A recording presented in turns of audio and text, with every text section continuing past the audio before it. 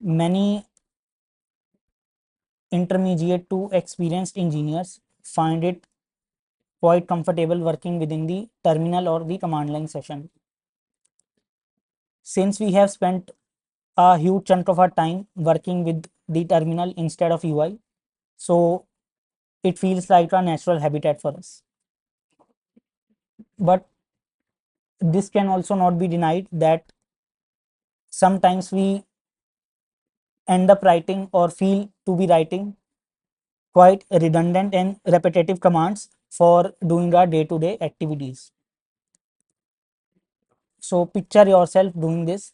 You are working on any cloud project or any kind of project which requires you to make use of various tools and commands involving Git, Docker, Kubernetes, Terraform, and the list goes on. If we think about Terraform, you are supposed to run various commands starting from Terraform init to download the provider's metadata and start the Terraform configuration, followed by Terraform plan to dry run your configuration and see the results of the dry run, followed by Terraform apply to actually provision your infrastructure on the respective cloud provider, and so on. One pattern that is observed here, we are supposed to write Terraform followed by the respective command that we are required to execute. While this is the normal and the natural sequence of flow, but as we mentioned or as we discussed, somewhat after a point of time it becomes repetitive and redundant. So now the question arises, is there any way in which we can achieve the same result while writing the commands in somewhat shorter and concise form? And the answer is yes. We can achieve the same result by making use of our concept known as alias, and that is the topic of this video. I will be giving you a practical demonstration of what an alias is, how you can define an alias or multiple aliases, and how defining aliases can prove to be a game changer in your day-to-day workflow. So for that, I will be defining aliases for the Terraform commands, the most commonly used Terraform commands, and this will give you a good example and prove to be a good use case for you to adopt alias. So first thing first, what actually an alias is? You can consider an alias to be a replacement of your command only.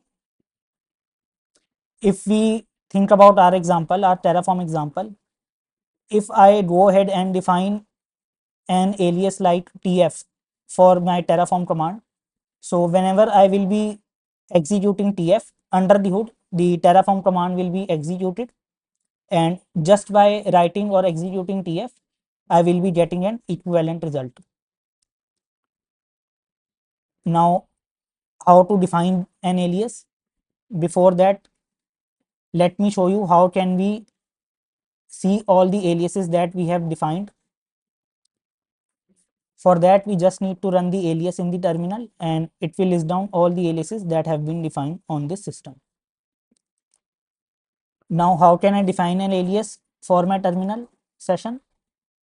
So for that, the syntax is alias followed by the alias name equal to and the actual command for which we are defining an alias. So let's define an alias for Terraform only. Now, if I will execute tf, under the hood, the Terraform command will get executed. And the main benefit is that instead of writing Terraform or something like 5, 6, 7, 8, 9 characters, I am able to get the same result by writing 2 characters only.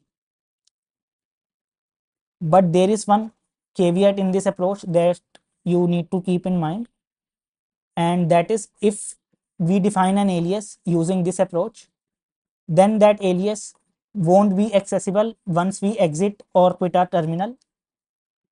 Let me show you that. If I put my terminal and open it once again, and if I try to now write tf, now that alias is not more accessible to me. Why is it so? Because in order to make my alias persist all the terminal sessions, I need to do some changes in my configuration file depending on the OS on which we are working. Since I am on Mac OS, let me show you, and my configuration file would be zshrc. The same steps or set of instruction would be applicable for Linux. In that, you just need to make changes in your bash rc file. Now let me show you and make the changes in my zshrc file. First of all, here I have defined all the aliases which I wish to make use of: tf for Terraform, tfi for Terraform init, and so on, tfp for Terraform plan. You can pause and have a look. Let's copy and make the changes. Now, where can I add it?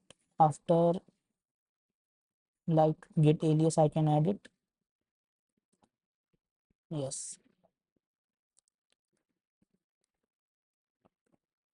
Once we have added the required aliases in the configuration file, we need to source it by running source.zshrc.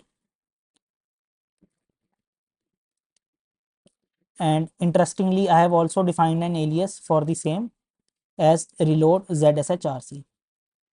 And now if you have observed, in my aliases list, all of my aliases for the Terraform are also coming. Now I can just go ahead and start using them. And in this way, I will be able to achieve the same result while making use of less characters. Just keep one thing in mind, that always define some meaningful alias which you and anyone who is working on your system is able to understand. Like TFI is a good candidate for Terraform init, TFP is a good candidate for Terraform plan, and so on. Another thing is, while defining alias, always keep this thing in mind, that do not add any spaces around the equal to sign. So if I were to show you echo test, something like echo test, I am trying to define a alias locally, this won't work and I will be getting an error as bad assignment. I need to remove these spaces and then it will work fine. So just keep this thing in mind and you are good to go. So I hope you found this video useful and this advice useful, and if yes, then share this video with your fellow friends and engineers.